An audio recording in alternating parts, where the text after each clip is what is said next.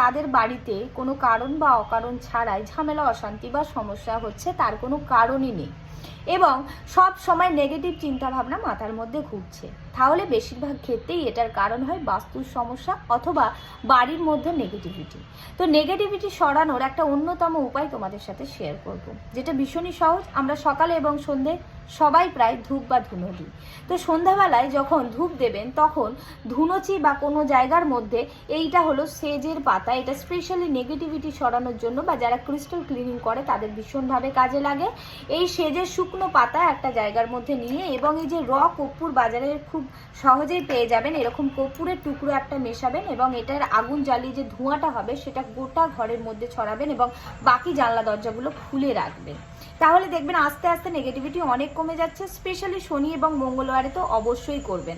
আরও ডিটেলসে জানতে বা অর্ডার করতে হলে স্ক্রিনে দেওয়া নাম্বারে যোগাযোগ করতে পারেন।